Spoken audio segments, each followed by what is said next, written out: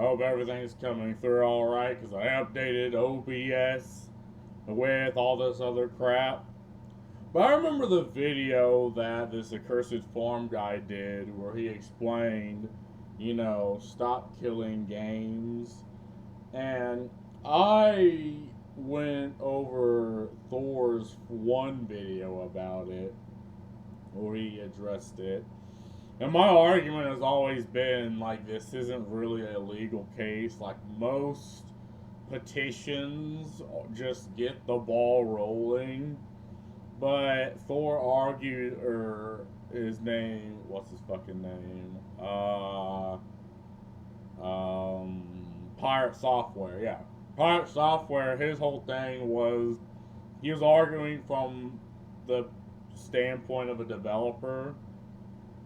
And my argument has always been, well, most people don't really care the standpoint of the developer. Like, they want to know if the thing they buy, they own it indefinitely. And we seem to be going into this odd situation where you just do not own the games and the, digital media that you pay for.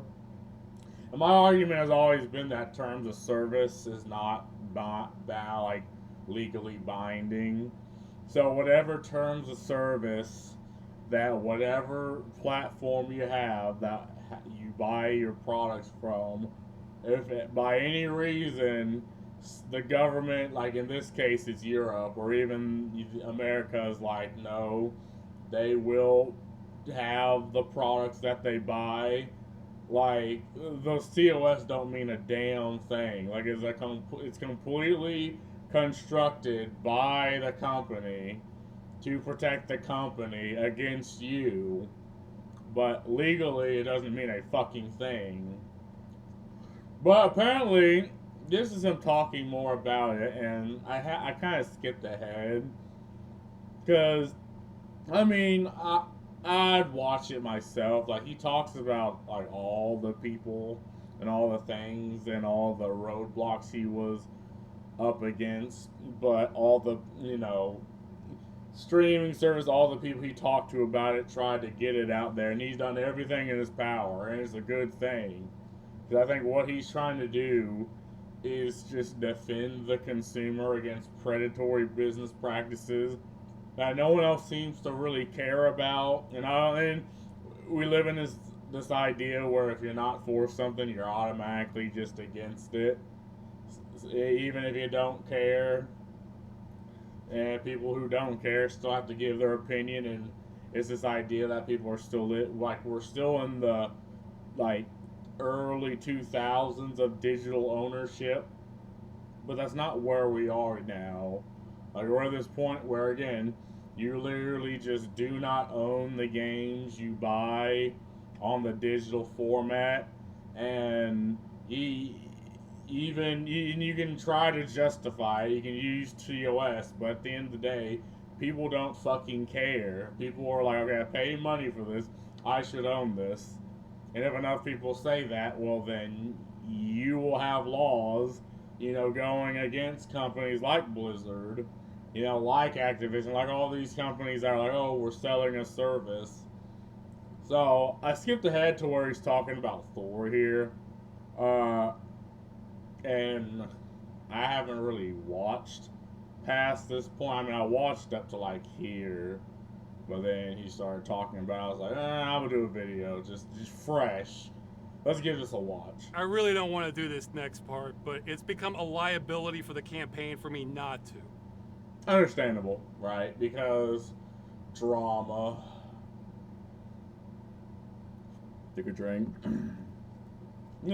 It's this idea that, oh, if you talk about drama, oh, then you're being a drama llama on the internet. But he's in a situation where he has to defend the movement, which is something that has probably taken a toll on him. He probably had to learn a lot of things about legislation and about all these rules and sponsorships and advertisement that at first he didn't really think he'd had to do, but unfortunately, if you're spearheading a movement, this is a position you're thrusted into. Our biggest critic by far is YouTuber and streamer Pirate Software, who goes by Thor. If your only exposure to Stop Killing Games has been this video, then you've been misinformed.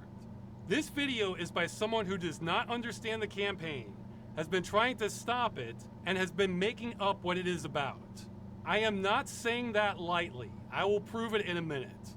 Now you might be thinking, okay, so some YouTuber got something wrong on the internet. So what? See, that was my thinking too. The problem is how incredibly influential this YouTuber has been.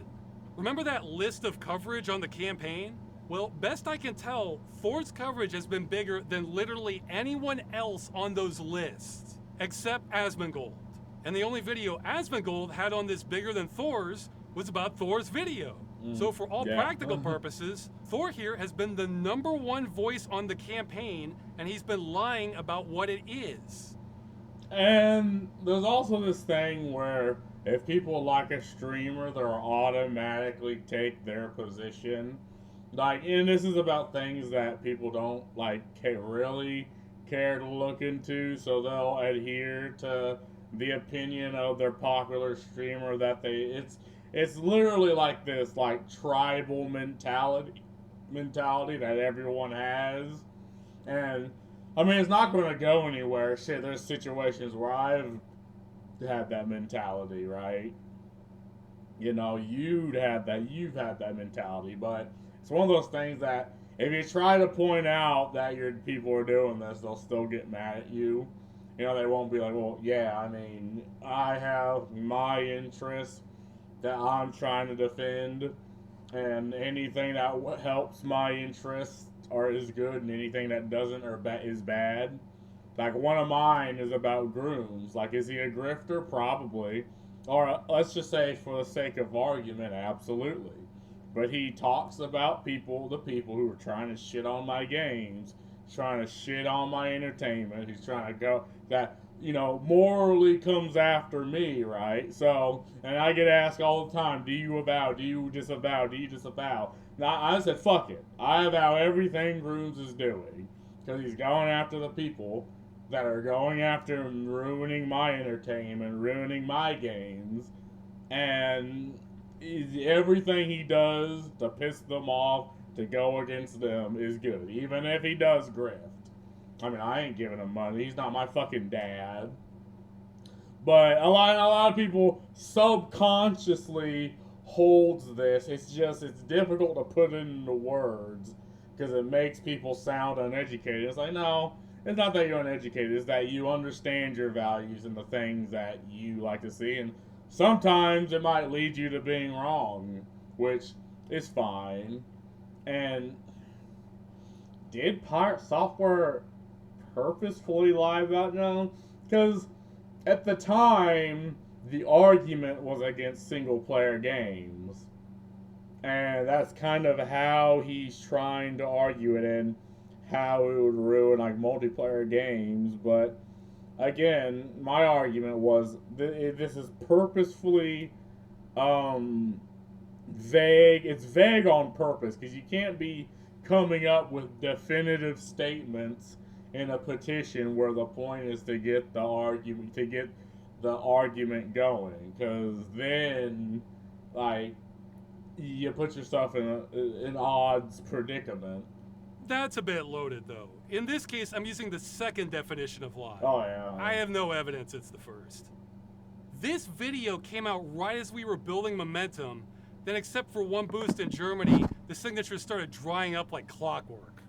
This put me in kind of a no-win scenario, too.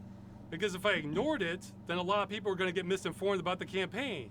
But if I did a response video, which is not something I wanted to do anyway, then it might look like drama farming, which could understandably turn off a lot of people from the campaign, because it's not about that at all. So I quickly made this video trying to clear up all misconceptions and concerns about the initiative with timestamps for everyone's questions, hoping the truth would eventually come out. I can see now that was a mistake. I should have just embraced the drama. To this day... Yeah, this is also an unfortunate situation that others can put you in, maybe intentionally or unintentionally.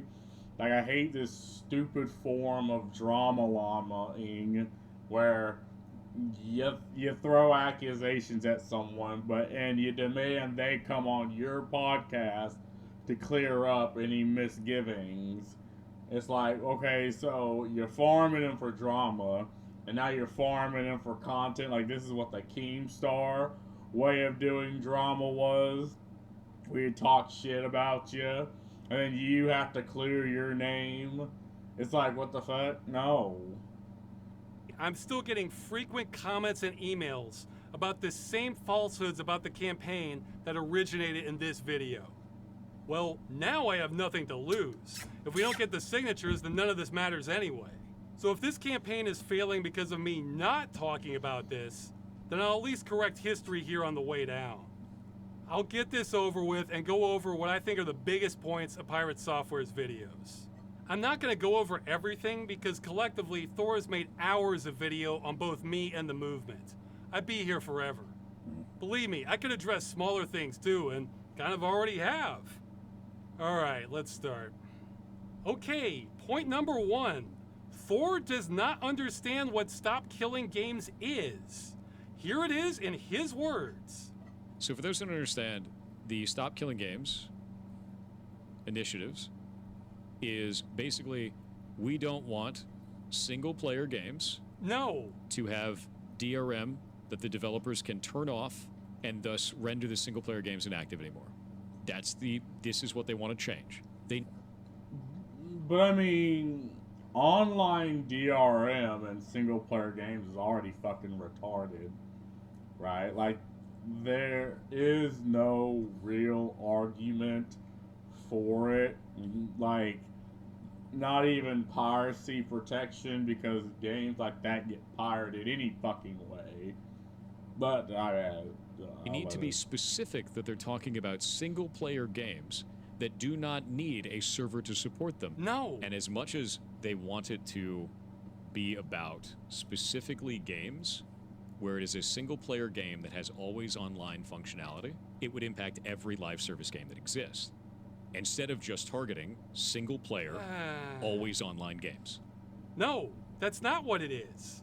Stop Killing Games includes single-player games, but nothing about it is specific to them.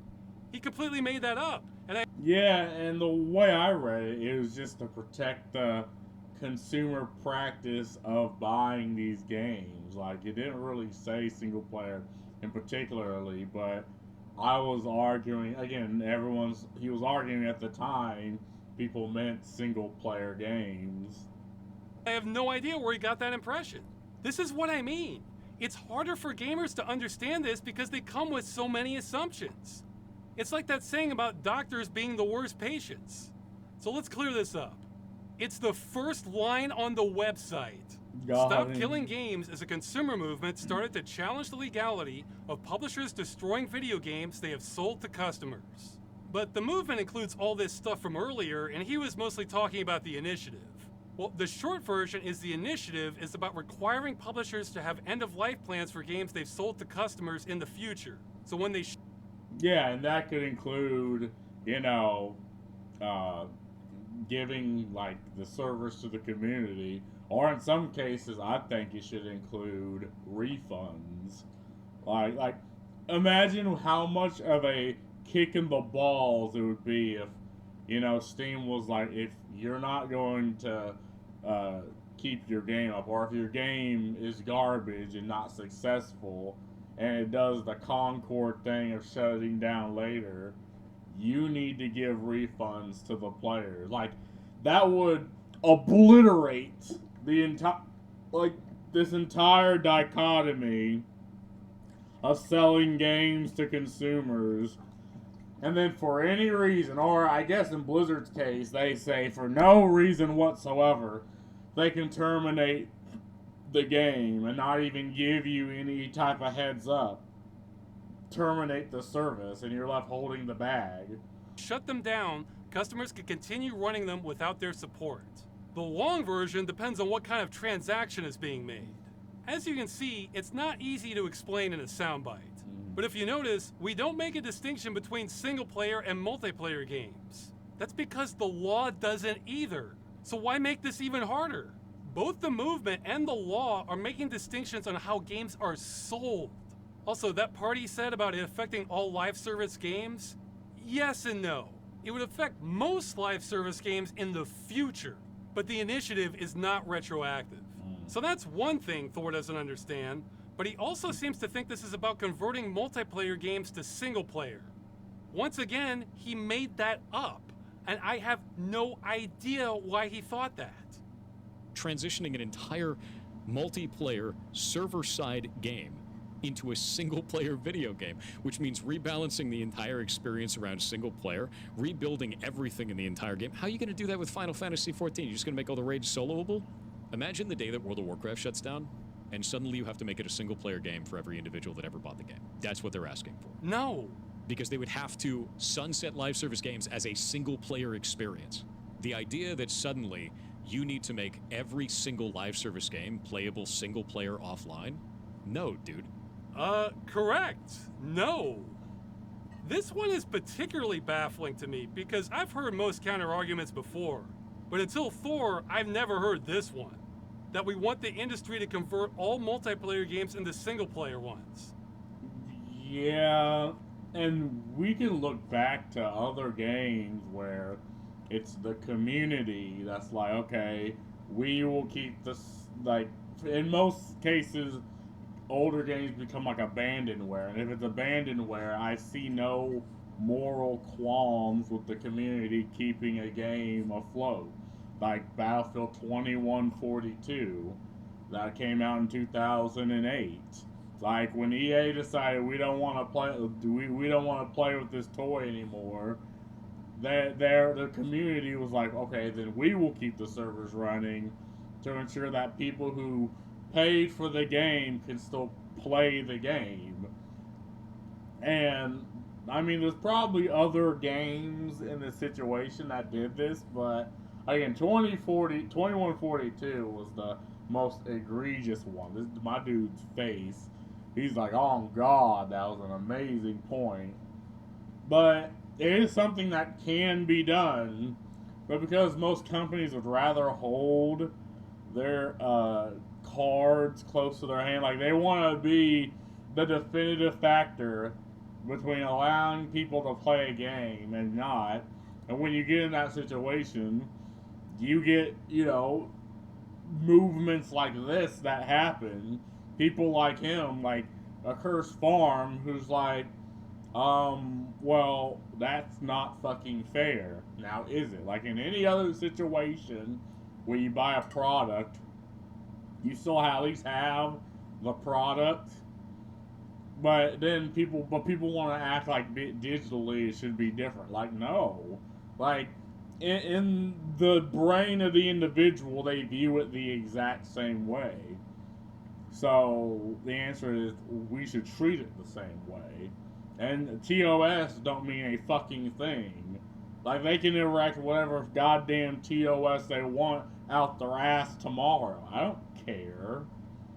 Like, I keep saying it. You never know where gamers are going to take this. Nowhere in there does it say that it's directly targeting always online single-player games. Oh, he's so close. He's so close to getting it. It is vague, and because of that, it will impact him. He never has that light bulb moment. Well, he is correct in that statement. It's almost as if that's not what the initiative is asking for. Yeah, and that's what I was trying to say. Like, it's intentionally vague. It's intentionally attacking just one facet, and that's the buying of games and how they're treated when the services are over, when the company drops them. And the crew's a perfect example of that. They dropped the crew, and you just weren't allowed to play a game you paid for.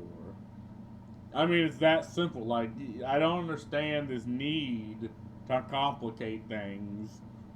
Like, and I get it, Thor's thinking of it through a game developer, but he's really just kind of missing the point. But those were his streams with a smaller audience. What does he say in his big YouTube video with over 1 million views that he had time to research? If we're trying to kill off the practice of developers putting together a live service game, pitching it as a single-player experience and then taking away support in the future.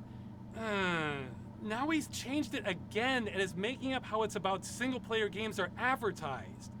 What is he doing?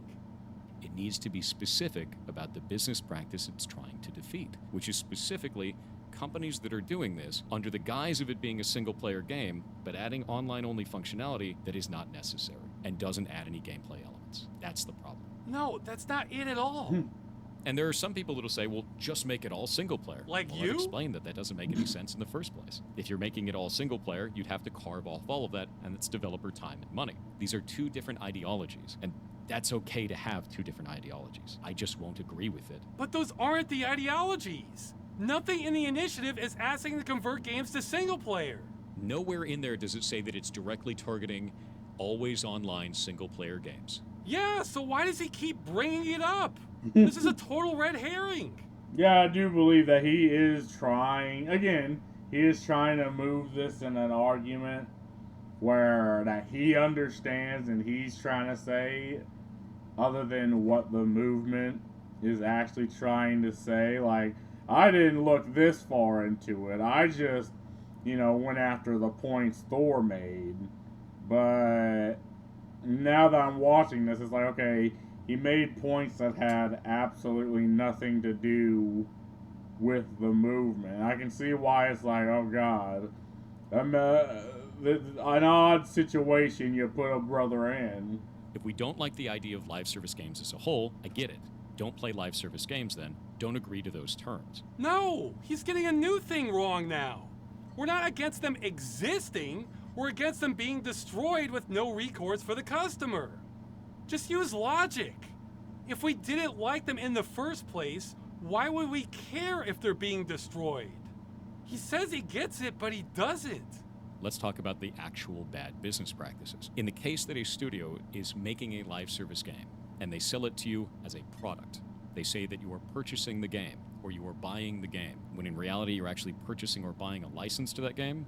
I think that we should be fighting about that. The initiative is not trying to call that out specifically. It's trying to say that all games need to stay in a functional, playable state. Yes! Which is not calling out the language that is being used to manipulate the player. Call that out specifically. Okay, I don't know if he's doing this intentionally. I'll be charitable and assume he's not. But this is some serious obfuscation. He's complaining that the initiative isn't focused on another topic he made up. I mean, what is that logic? Hey, again, I agree that would be fucking annoying for me. It's like, okay, this argument, like, you're bringing up something that has absolutely nothing to do with the initial argument, and you're arguing, oh, well, why isn't it covering this? And it's like, bro, because, okay, and maybe, because, again, maybe down the line, we can have that discussion, but I understand where Curses Farm's going. He's like, right now, we're just going after them shutting down games with zero recourse, zero end-of-game plan, and of the likes. Like, that's what we're doing now. And again, with legality, you kind of got to go with the slow roll approach. You can't just go in full force, because that turns people off. That'll turn legislators off. If you start going in directly with demands, I mean, there's always that one lawyer with the stick up his ass, or up their ass, that'll be like, just shoot down the movement, shoot down any of that, if it ever gets to that point, before it even starts. So I understand where Curses Farm's going and how he's trying to approach it. He's approaching it in the way that, okay, let's just get the ball rolling on the conversation, not just smack them with demands. Initiative doesn't address how Capcom changed the look of Dante in the Devil May Cry reboot either. That may as well be what he's saying there. I am not aware of a game on the planet with a license agreement that says you are not buying a license. Our problem is not with licenses failing to inform people. Blizzard says they can take away your purchase for no reason. Yeah. Then this is what I talk about. They don't even need to give you a fucking reason to terminate the agreement that you signed. A TOS that they made you sign to protect them against you, the consumer. Like, and they can terminate that for any reason. It's like, bruh, like, most times when you sign a contract, it's beneficial. Like, if you sign a contract that's not beneficial to the consumer, even if the consumer signs, they don't have to fucking care, because, lo and behold, terms of service don't mean a fucking thing. Like, they can whip a terms of service out their ass tomorrow with ChatGPT, right? Yeah, oh, well, you can't sue us, it must go to arbitration. Well, arbitrators are, we appoint the arbitrator, so they're going to err on our side. Like, do you think the consumer fucking cares? Right? No. Sounds pretty clear to me. Our problem is those terms are so hostile to consumers and the medium that they should be taken off the table entirely. This needs regulation. Forget video games. If you look at basic commerce for hundreds of years, when you paid money, you either got to keep what you paid for, or if it was a service, you were told when your access ends. The vast majority of online-only games do neither of those. The games industry is trying to upend basic commerce. I think you have to go back to feudalism before neither of those things are true. Why even have consumer laws if you have no rights?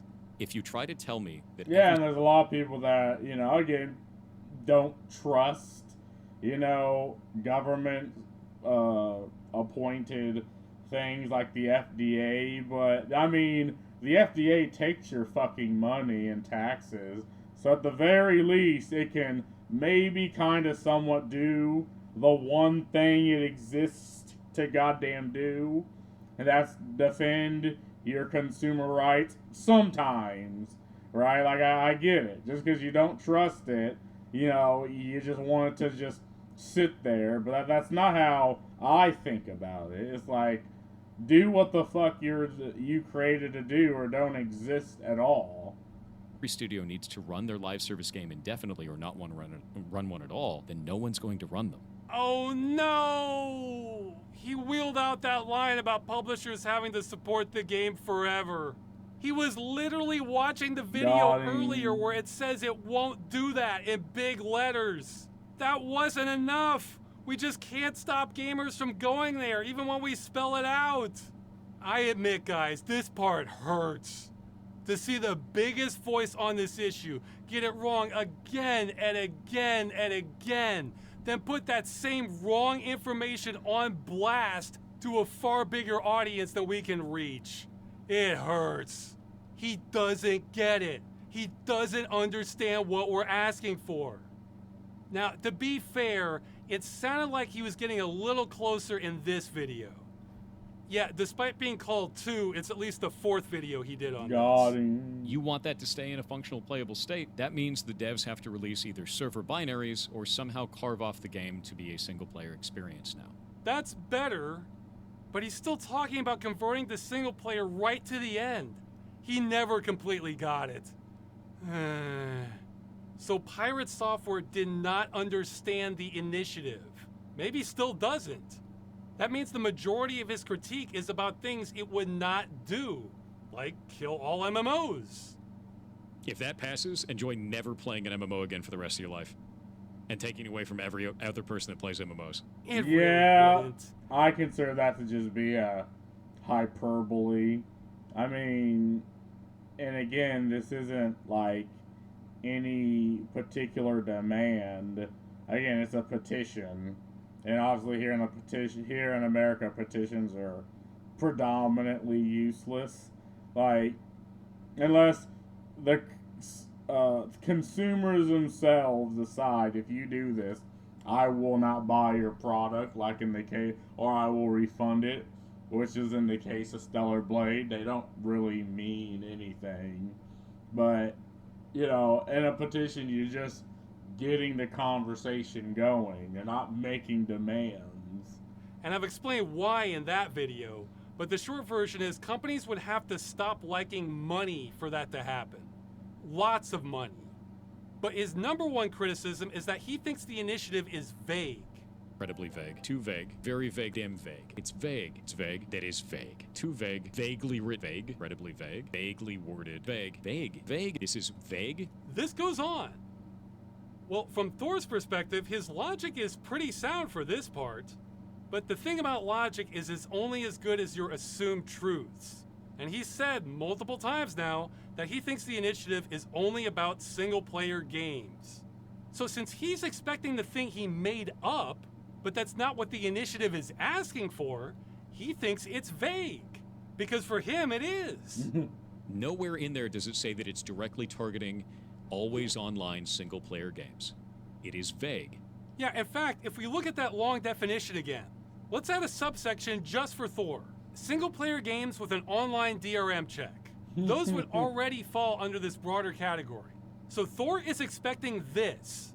Again, I don't know why, but instead he's seeing an initiative that covers all of this. That's why he calls it vague 50 times. The thought that we want what we're asking for and not the thing he made up seems to have never entered his head. The initiative is trying to stop the destruction of games. That's the whole point. It covers the types of games most in need of saving.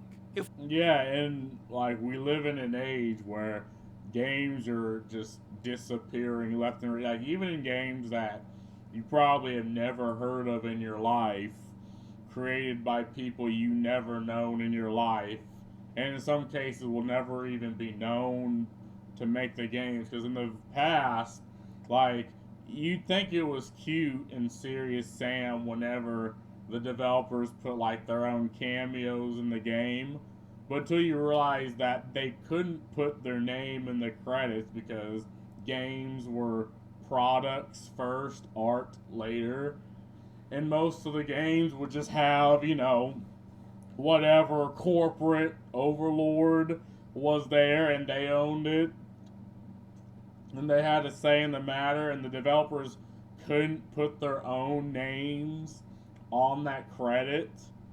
It's like, again, games that you've never heard of, people that you never heard of or never will hear have made games, have created this culture of gaming that you enjoy, and that's just, they're disappearing as we speak.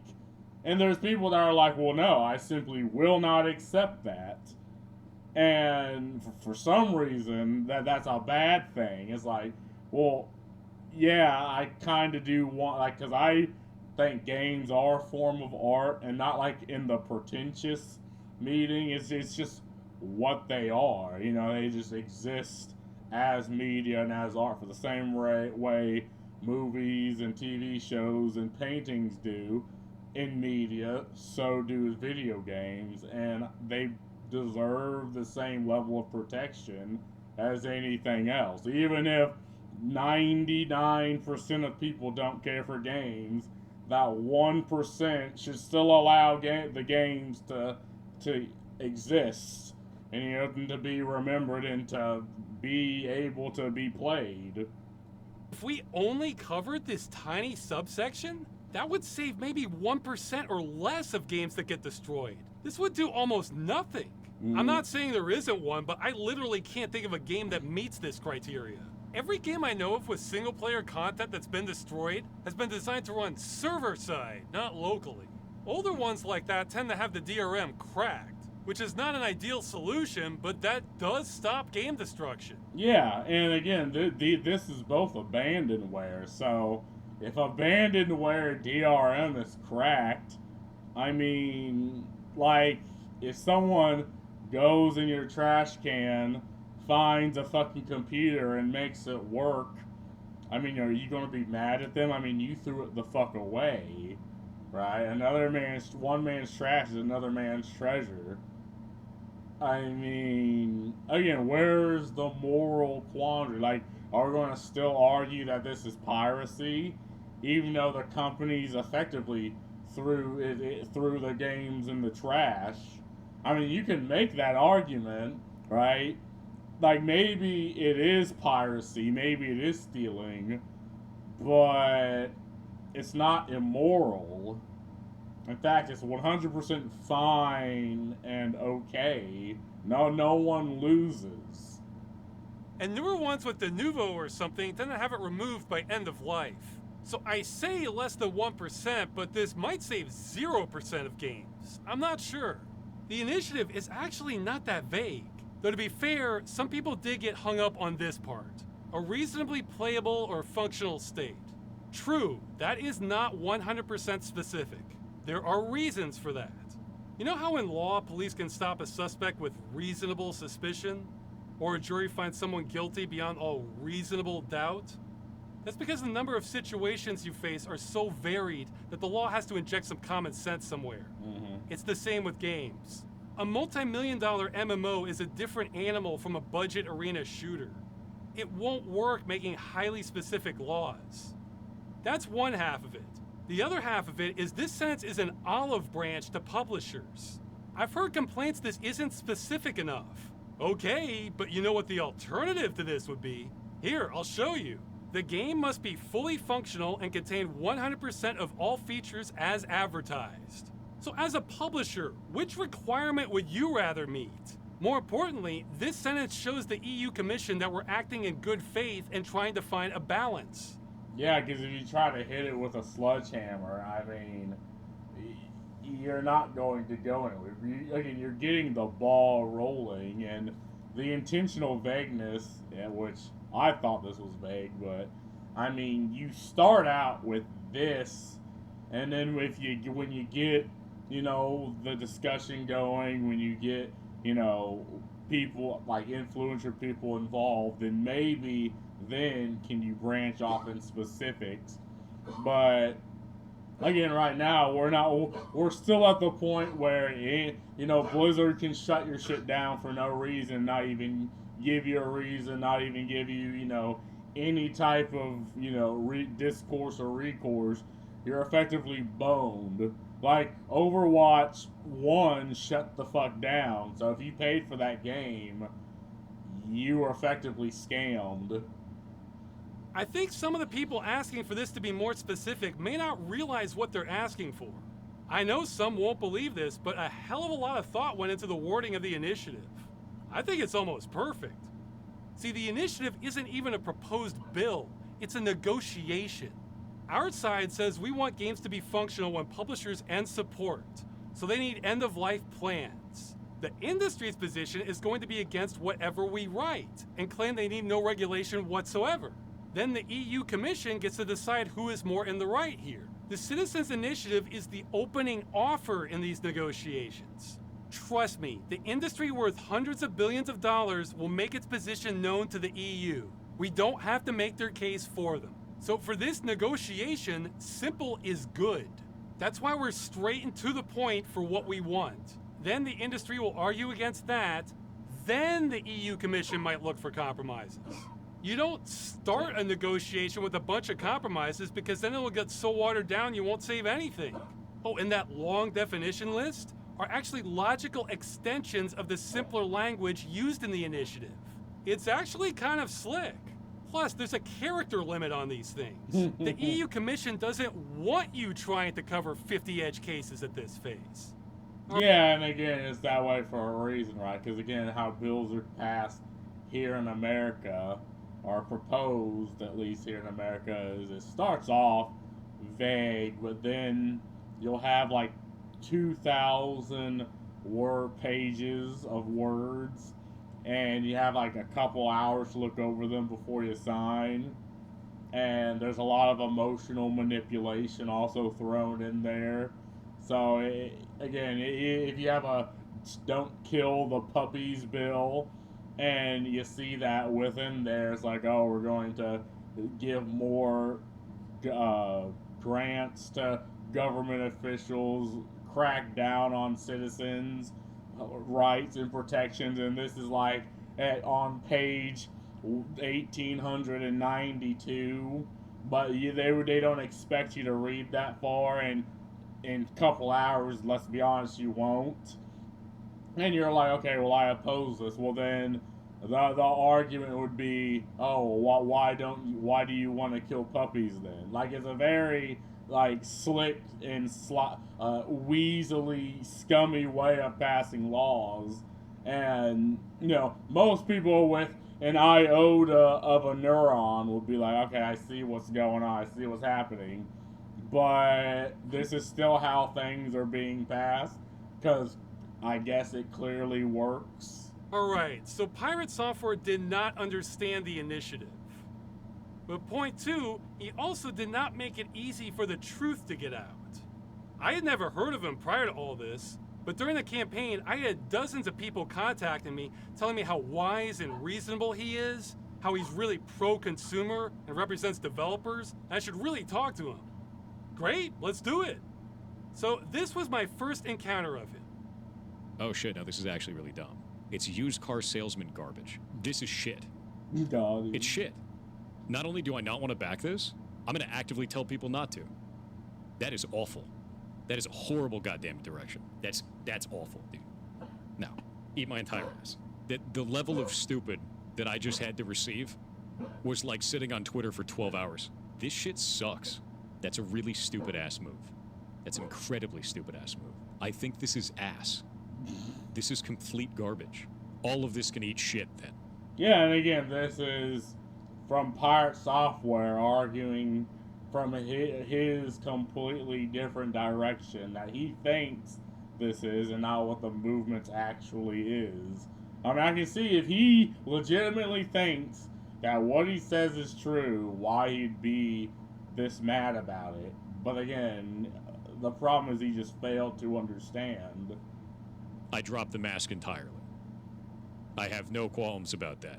They can eat my entire ass. The whole thing. That sounds stupid as shit. Oh, yeah. I can see why people like him. It's like listening to Mr. Rogers. As you can imagine, we've been less than thrilled that Thor here has become the dominant voice of the campaign. Especially when he doesn't understand it.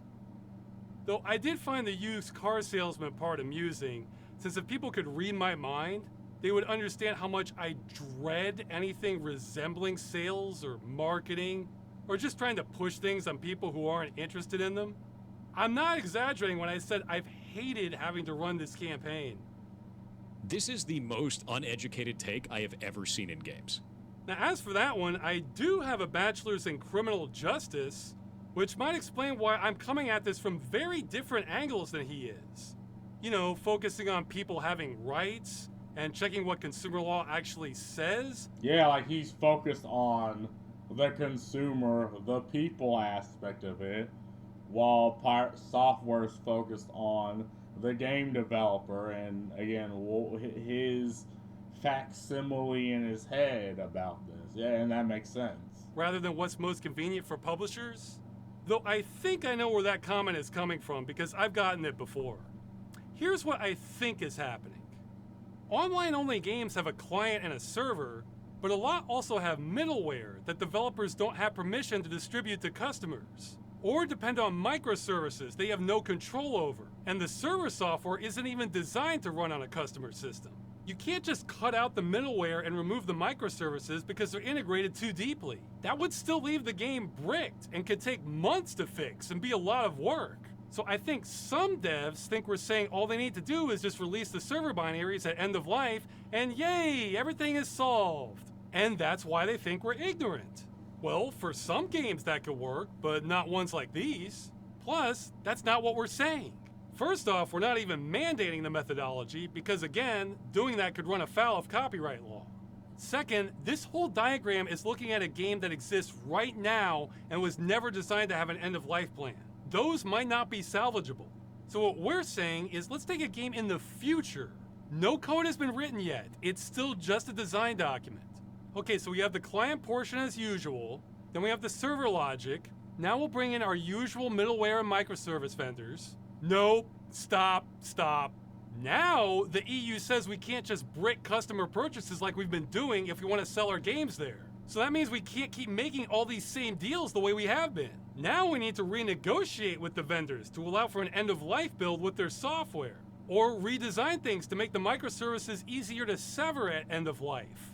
Yeah, and I think that's reasonable. Like, yeah, there are going to be changes, right? There's going to have to be something done, but there is a reasonable amount of things. Again, when you sell a product, you know, in most situations you accept that, yeah, you're giving away a piece of that ownership to the consumer. Like, imagine if you bought a Toyota Tacoma and you paint it with anime titties, and Toyota, the company, is like, you can't do that, or we're taking that car away from you. It's like, you can't fucking do that. I already bought it. I'm not just saying, like, hell, even if you're paying, you know, a payment, like a credit payment or something on it, even then, I'm like, they can't fucking do that. Like, you own the car, and as long as you're paying it, you have it. Like, I think to anyone with, you know, a basic understanding, that makes sense, right? But with games, with digital purchases, that seems to be getting muddied, and it's purposefully muddied to where you, the consumer, just does not understand what the fuck's going on, and they bank off you not understanding. This is why a lot of, like, lawyer speak is written the way it is, you know, in a way that the normal average individual does not understand, and you need to grab a lawyer to have these things done. Like, God forbid you use ChatGPT to write, you know, lawyer documents yourself and have ChatGPT understand it, because that's bad. Like, we don't want the individual being empowered. We can't have that. No, we need the lawyers that you have to pay to understand what the fuck's going on. I was like, no. Like, assume the consumer is not going to fucking care. And even if they don't fucking care, that doesn't mean they deserve to be taken advantage of. Like, you wouldn't think that way of yourself. Why the fuck would you think that way of other people? That's retarded. And vendors probably will renegotiate. Otherwise, they'll start losing sales to everyone who wants to sell games in the EU. But say a vendor refuses anyway. Then we need to go with vendor B, who will offer EU-compliant solutions because they will be happy to take money away from their competitor, vendor A. Or maybe we need to abandon one of the microservices altogether and come up with an in-house alternative that is compatible with an end-of-life plan. And if the server can't run on consumer hardware, well, maybe now we code it in a way that's more versatile and can be compiled to run a stripped-down version with less features for the customer machine at end of life. Or hey, if that's not doable, then we scrap that, but still give customers some form of server software at end of life, because now we've planned for this, and inform them it requires specialized hardware, and they're on their own for getting it working. And these are all just suggestions. The publisher would get to decide how they want to comply. Thor is not alone in developers trashing what I just said. I don't know why, but some of the nastiest insults I've received on the entire campaign have been when I try to explain this is what we're asking for. This part in particular triggers some people to no end. That video made me actually mad. Like real mad. Not like fake memes mad, like actually mad. Like, I'm actually mad. Upsetting people. Yeah, because for some reason you feel like he is personally being attacked for demanding the consumer is protected in their purchase. Nah, that's weird. People is not our goal, by the way. We actually want this transition to be as easy as possible for publishers and developers. However, we are stubbornly against proposals that won't stop commercial games being destroyed, because that's the whole point. Anyway, you heard Thor's comments for me. In light of that, I think I've been pretty diplomatic. I am just trying to get this initiative passed. If that means I have to get insulted all along the way, okay. So with that in mind, I reached out to him, not expecting to change his mind, but to at least clarify things since he got so much wrong. If you're gonna hate us, at least hate us for what we're actually doing, not for things that are made up about us. I got a message from Ross. There were many other misunderstandings in your video. It's clear that you hate the initiative, and I doubt I would change that. That is correct. I would encourage you to at least hate it for what it accurately is. I do. He says that so confidently. Oh yeah, you knocked it out of the park. You understood everything. In other words, the customer is told explicitly that their access ends at the time of payment. Most live service games do not do this, which could run afoul of EU law. Most is patently incorrect. Patently incorrect? Okay, for those who don't know much about live service games, that's like saying the Earth isn't round. He says verifiably false things so confidently. If his viewers don't know any better, how can I blame anyone for believing what he says about the initiative when he talks like that? Yeah, and everyone, and even a couple people keep asking me to do like, go, comment on Thor's character. Like, I believe he's someone that, when he takes a firm stance on a thing, you really need to try, like, not like going with the hammer, because then that will never work. But you have to try to negotiate with him. Again, if you're trying to get him on your side, this is just maybe the way to do it, is to just negotiate with him and be like, look, I understand this is how you think about it. Like, this, and we understand why you would, but this is actually what we're trying to do. If you're like, well, I don't think we'll ever convince you, he'll be like, oh, okay. You're coming at him with weakness, but not. You have to be firm but fair when negotiating with him, because I don't know. Like when he has his stance, there's absolutely nothing you can do to move him. It's incredible. And he does not wish to discuss this with me or anyone else in the initiative. Why not? Would you consider reaching out and talking to Ross about it? No. And the reason why is because I found his entire statement over the YouTube incredibly disingenuous. Yes, this issue which has bothered me since I was a teenager and I've spent 10 years on trying to push back against is me being disingenuous. Where is this coming from? Well, it comes from a slide I had in my promotional video.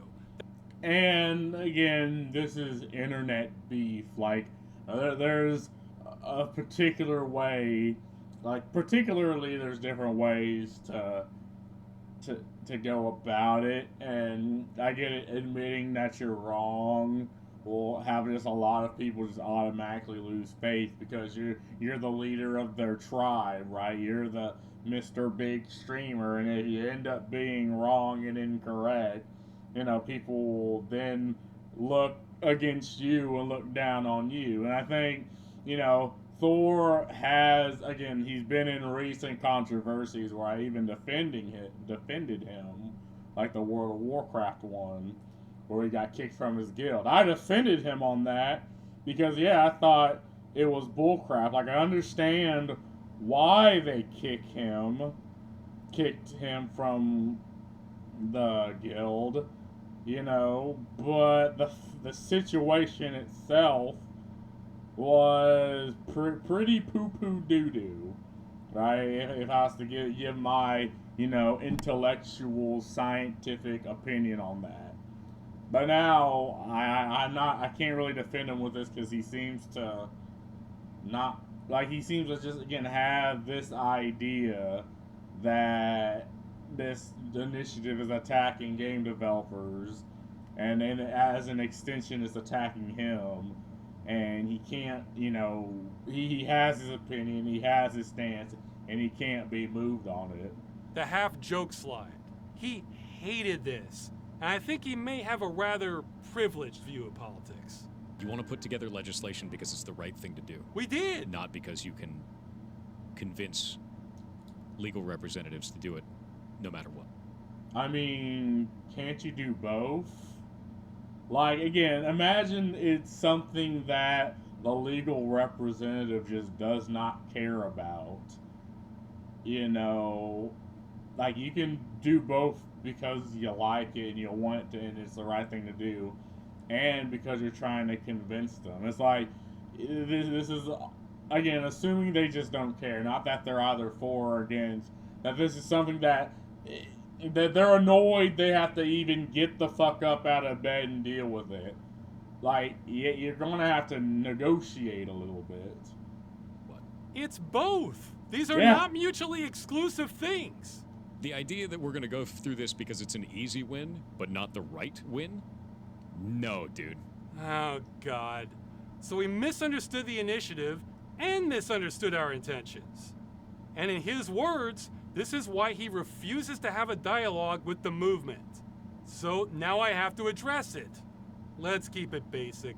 He calls me disingenuous, implying I don't believe what I'm pushing for, that this is some sort of con.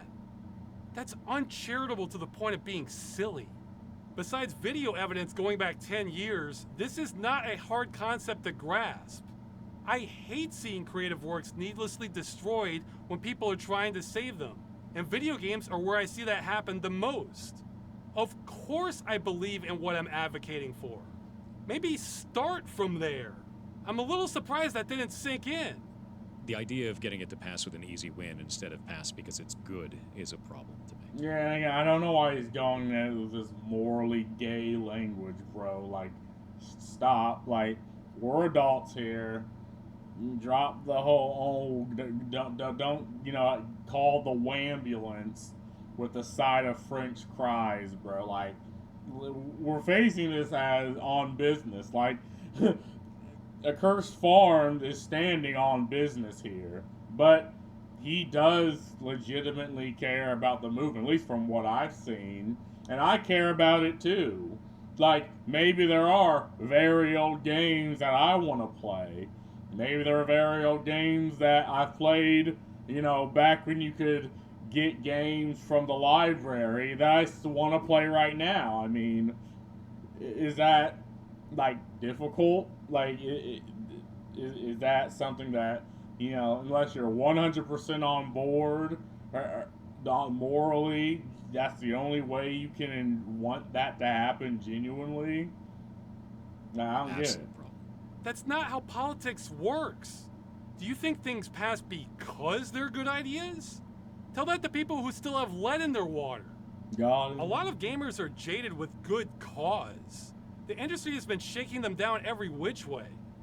The perception that it's hopeless to protect our rights against billion-dollar conglomerates is often correct.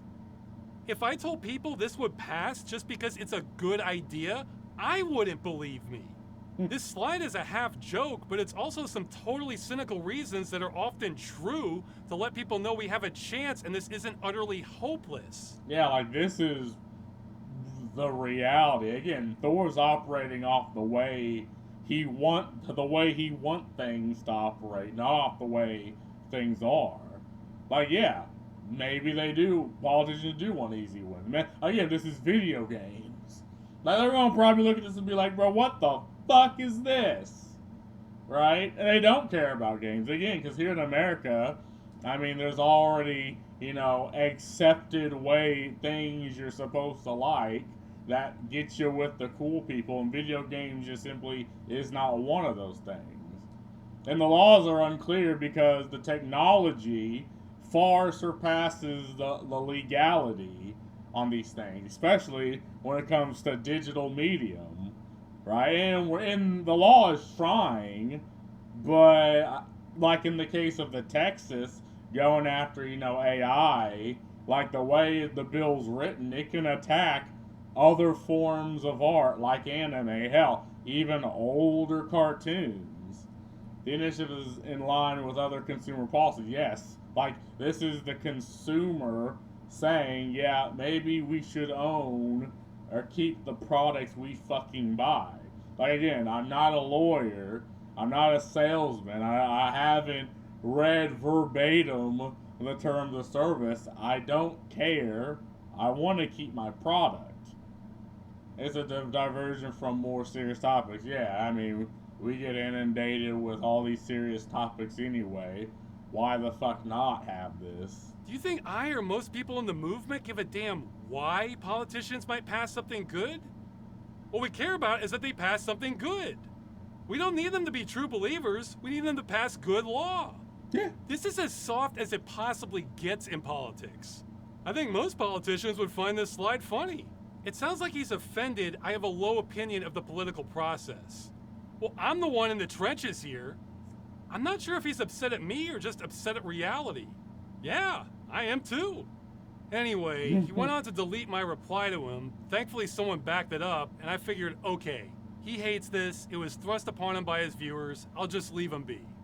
Well, that was a mistake on my part, because then he went on to make more videos about me and the movement, now reaching over 1 million views, still broadcasting the wrong information on us. Yeah, and I feel like this is the action of someone who, you know, they don't want to admit they're wrong, so they're not going to.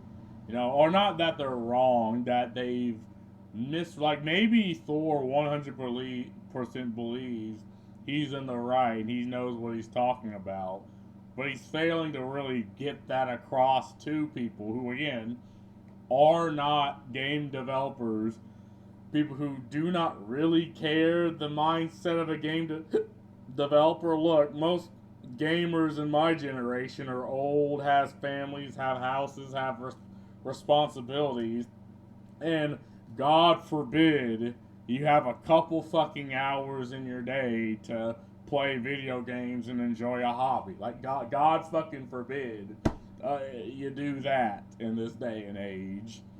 So, people are just, you know, they have other things to worry about, but they're also wanting to support this initiative because they don't want the games they grew up with to be destroyed. I guess I'm being petty here, but this is alien thinking to me. Why would you call someone out, then run away from a conversation with them when they say there's a misunderstanding, but then go on to make more videos calling them out? Sir, that is not gentlemanly behavior. Alright, I know this is going on too long, so I'll get to the final point. Thor misunderstood the initiative, misunderstood our intentions, and misinformed a lot of people about both. But the irony is, I think he would have hated it even more if he did understand it. Because first, he doesn't see any of this as a problem. Gaming isn't in need of saving. No. Yes, it is. I mean, gaming as it exists right now is parasitic. The companies are parasitic. They do not work in the favor of the consumer. If we're talking multi-billion-dollar AAA games, you know, as a culture, as a concept, games, like, it absolutely needs change. It absolutely is under threat. You know, the games you buy are under threat, and maybe not even by other companies, but by legislation, people who don't care for games, but, you know, has an ideology and want to impose that on other game developers. And when you get this, you just get boring, bland games because of laws and regulations outside of the ESRB that makes sense, right? But you have a whole Bible of other rules that are imposed. Then you have games journalists becoming yet another, like, risk that game developers need to push through because they couldn't make it as CNN journalists, so they go into game journalists, and they still push stupid fucking politics that I look at, I'm like, bro, what the fuck's your malfunction? I don't care about all that when I'm playing my games. Get the fuck out of my goddamn face, right? But they were like, no, I will not get the fuck. I will impose my morality on you, the person that goes into his house, plays his game to mind his own business. You will listen to me, right? And when this happens, you get games like Black Myth Wukong, legitimately good games, and they're not good because they push the boundaries or does anything completely out of the, like, redefine the idea of gaming. It's a good game because it knows what the fuck it is, and it knows what the fuck it's not. And if you don't like it, you don't like it. But if you do like it, you do like it. Like, it is literally that simple. But it doesn't get Game of the Year because it was embroidered in a fictitious controversy erected by games journalists. Like, yeah, gaming and consumers and gamers are constantly under attack. And nowadays, again, I think we're at a point where people can see that and figure that out. But the people are still on the individuals that are changing the gaming landscape. They seek to impose their morality, are still there attacking gamers. Now, why is that? And when everyone automatically believes that game journalism is dead, well, because they're still making money off it. Someone's paying them to do this shit. Which is not a form of planned obsolescence. It's called the game no longer being profitable and we turned it off. No games are being destroyed here. These are live service games. Yeah, you heard him. No games are being destroyed. Does he just say anything? Is that why he's popular? More to the point, and what I wish he included in his main video, is he supports games being destroyed. A very strange demand from people in the gaming industry where live service games should live forever, whether in the hands of the developer or otherwise. And I can't get behind that shit. Yeah, that's the opinion of the consumer who paid for the fucking game. Yeah. Yes, and if you can't do that, then your game's the problem. Like, maybe live service games are the problem. Maybe they're parasitic, and even if it's games I enjoy, if it doesn't, if it can't stay, or at least have an end-of-life plan for the consumer, then it shouldn't exist. Like, we've reached this point of boiling the frog, that, okay, now the frog can't jump out, but there's other frogs in that damn pot. They're trying to jump over each other, use each other to help at least some of them jump out. But then here's Thor about to close the fucking lid on them frogs. Like, no. Like, come on, man. I think live service games getting sunsetted is fine. I've always thought that. And that's okay. There's nothing wrong with that. There is if you don't refund the people. Like, again, if you do not refund the people that had, like, maybe some people will just give you their money and support you just because that's what they want to do. Like, they like the product, and okay, if it gets sunsetted, fine, I still enjoy the product. But maybe there's a demographic of people that are like, okay, just didn't give me my money back, or okay, give it to me in a way where I can at least enjoy the game, even if it is just a single player, type deal, or like a couple maps or a couple other things I've already bought, right? Like, I guess I just don't see a problem with that. And again, I'm not arguing as a game developer. I'm arguing as a gamer, as a consumer, as someone who puts fucking money apart to enjoy the games I like. That's how I'm arguing. I have every right to argue from this position. There's nothing wrong with that at all. I have no problems with the end of a video game. See, I wish he started his big YouTube video with that message instead of deleting it. Instead, he presented himself as pro-preservation and not wanting the medium to die out. It's incredibly important to me that we keep making games and that the next generation has the tools to do so that our medium doesn't die out. And it never will. And that's the whole intention of all of this. So he doesn't want games to die out, except he's fine with that. I think there's some cognitive dissonance going on there. And he's against killing single-player games that only have a DRM check, okay? But then says people who buy single-player games with more than a DRM check are stupid, and he doesn't play those. I don't buy games that are always online single-player games. I refuse to play those because it's stupid. That's some tough talk coming from a fan of Diablo 4. It's actually really freaking good, dude. The game's fantastic. Itemization is great. Systems design is great. Storyline has been fantastic. The characters are good. The voice acting is great. So is he saying he wouldn't have played Diablo 4's single-player campaign if it didn't have forced multiplayer also? Even though he's praising it and appears to be playing solo? Or is he saying that people that just wanted to play Diablo 4 single-player are stupid? I admit I got lost on his stance there. But what's more clear to me is we're not on the same side. Here's a list of some popular games that are all at risk of being destroyed at some time in the future. The Stop Killing Games movement sees any of these being destroyed as a problem, and they're exactly the kinds of games that would start being protected if the initiative passed. Yeah, and I see this, and I'm like, bro, like, this would piss me off. Like, again, I don't think Warframe is going down anytime soon, but if in any case it does, I would still be pissed off. And I think this is what Helldiver's under it. Now, a lot of these do have single-player campaigns, but I believe they all require more than a simple DRM check. He says over and over that his problem with the initiative is the wording, and it's vague. But there is no wording. Helldivers 2 right there. Like, I'd absolutely have a problem with this too. Even though you can play Helldivers 2 by yourself. He would like that also saves games like these, because he's on the opposite side of this. If he's totally fine with games like these being disabled forever, well, guess what? That's the position of the industry causing this entire problem in the first place. And that's the final point. Thor says he disagrees with how we're going about trying to end game destruction, but he also disagrees with the goal itself. No, wait, I want to be fair.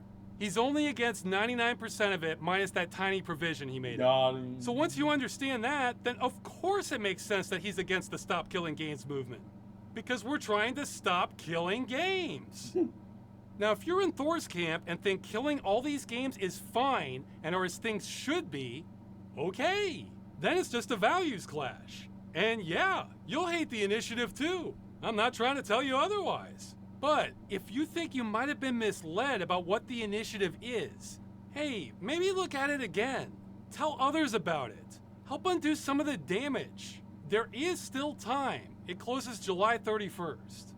Thor lying about what the campaign is about, remember, second definition, has caused more damage to it than anything else I'm aware of. Now, I've heard some people say, no, it caused a Streisand effect and led to more coverage. Well, if you look at the signature rate, it suggests the opposite. I've also been told a big streamer, like in that group I mentioned earlier, you know, the kind that are so big they could end this, avoided talking about Stop Killing Games because of Thor's take on it. Remember, at the time he did this, Pirate Software was a well-respected developer looked up to by the internet community for having good takes on gaming. And I was, and still am, the weirdo with no credentials other than not wanting games destroyed. So with Thor being seen as the smartest guy in the room and firmly against the initiative, I think that led some internet figures to not want to touch this, lest they be seen like a fool in the eyes of Thor.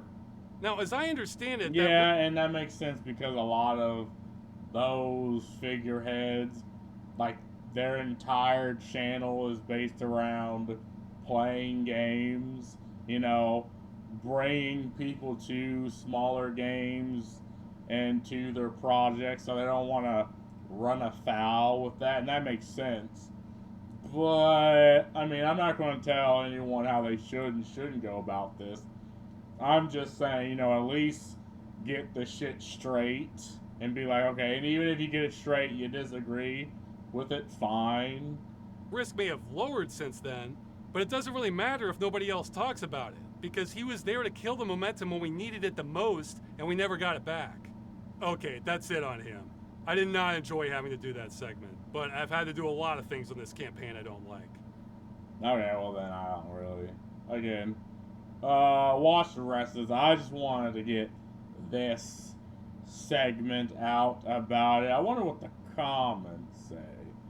You've absolutely been punching way above your weight class. I think regardless of the outcome, you should only be proud. The problem isn't getting gamers to care about games. It's getting people to care about anything. Is exactly why you and every volunteer has made more people care about the preservation of games than at any other point in history. Well, Ross, in an era of slacktivism, you actually went out of your way to fight for your cause. You can't say you didn't try, which is more than most can say. Exactly. Is this petition still up? Fuck, cause I'm not in the fucking EU. Damn. I would absolutely sign that shit. Fire Software and his massive ego being the most unlikable person on the gaming side of the internet as the president. Again, I do believe Thor is an intelligent person, and I do believe he does have an ego, and people like that exist. You know, I work with people like that. I went to college with people like that. I've had an ego sometimes. Because if you know what the fuck you're talking about, you're going to have a fucking ego, especially when you're dealing with people who don't. But again, it's having an ego, even when you're wrong, is what people have a problem with. And you're only 1 year in, man. Wait till you're 11 years in and you learn this every single day over and over and have it beaten, hammered into you. That was one of the biggest pieces of discouragement for me when I came to anything I worked towards, on God. UK citizens here because of Penguin's Easy or UK petition signed, on God. It is possible to disagree with someone without being rude. I mean, again, if you view, like, I've been rude because I viewed some people's stances as just a blatant attack on the things I enjoy, and they, in some situations, they straight up stated, yeah, I'm going after the things you like, and I've been like, well then what's your fucking malfunction? Software beyond all his critique was rude. Again, so fucking what? Oh, Josh Strife plays? Huh. Him calling you a used car salesman when you were trying to give people a benefit that they wouldn't have to pay for or even think about. His smugness is so off-putting again. He's arguing from this odd, like, direction that other people see as like, what the fuck? Some of those arguments basically boil down to, I've already decided that this initiative is about, but I can't find where it says that it's about that. So clearly the initiative is worded poorly and it's too vague. Yeah, I mean, this is the first time I've heard of it.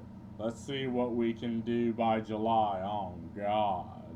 But yeah, I mean, this is a good video. I fucking wish I could support this from good old America land, but unfortunately I can't. Like, I get it why he's doing it in the UK, because it has a better chance of passing, but I mean, if you had the petition in America, I guarantee you people would sign it. People in America would sign it so the UK could fucking do something about it. But anyway, that's all I gotta say about this. Peace.